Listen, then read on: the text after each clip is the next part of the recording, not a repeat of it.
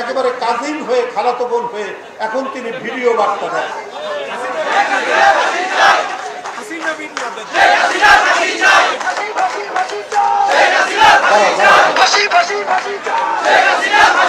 বন্ধুরা আমার,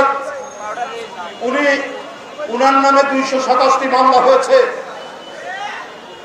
সেই 227টি মামলার ব্যাপারে তিনি বলছেন 227টি হত্যা নিশ্চিত।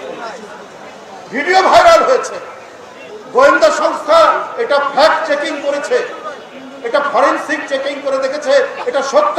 এটা শেখ হাসিনার বক্তব্য, যে কদিন আগে প্রধানমন্ত্রী ছিল সে কি করে বলতে পারে তার নামে মামলা। এবং এই মামলা যারা দিয়েছেন তিনি বলছেন এই 227টি মামলা আমার নামে দিয়েছে, এই 227 জনের হত্যা নিশ্চিত হলো। উনি হত্যার হুমকি দিচ্ছে। আপনি এত শিশু, এত কিশোর, এত তরুণ, এত শ্রমিক, এত রিক্সাওয়ালার রক্ত পান করার পরও আপনার পিপাসা মেটেনি, আপনার তৃষ্ণা মেটেনি। আপনি পার্শ্ববর্তী দেশ থেকে আপনার বিরুদ্ধে আপনার খুন, আপনার রক্ত পান, আপনার এত কিছুর পরেও আপনার নামে মামলার কথাতে আপনি জীবন কেড়ে নিতে চাচ্ছেন। যারা এই মামলা দিয়েছে তাদের।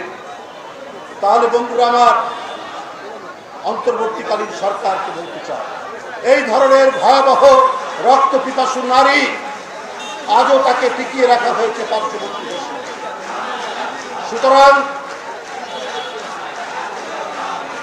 সুতরাং দেশ ভালো করে, বন্ধুরা আমার,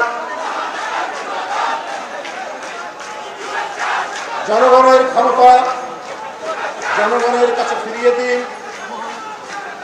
একটি অবাধ সুষ্ঠু নির্বাচন কবে করা যায় তার তারিখ সুনির্দিষ্ট করে বলুন এবং জনগণের মধ্যে ঐক্য রেখে ঐক্যের পথকে প্রশস্ত করুন। কাউকে দিয়ে কোনো উস্কানি দেওয়ানোর চেষ্টা করে এটা কারো জন্যই মঙ্গলদায়ক হবে না। যদি ফ্যাসিবাদের কোনোভাবে উত্থান ঘটে কেউ কিন্তু বাঁচতে পারবেন না। সুতরাং ঐক্যের মধ্যে দিয়ে এই গণতান্ত্রিক শক্তিকে আপনার ঐক্যবদ্ধ থাকতে হবে, তাদেরকে একযোগে কাজ করতে হবে। আজকের মহান মে দিবসে জাতীয়তাবাদী শ্রমিক দল, বরিশাল মহানগর এবং বরিশালের সকল নেতৃবৃন্দ অনেক কষ্ট করে এই সমাবেশ এবং র্যালির যারা আয়োজন করেছেন তাদের প্রতি আন্তরিক প্রীতি শুভেচ্ছা জানিয়ে আমার বক্তব্য।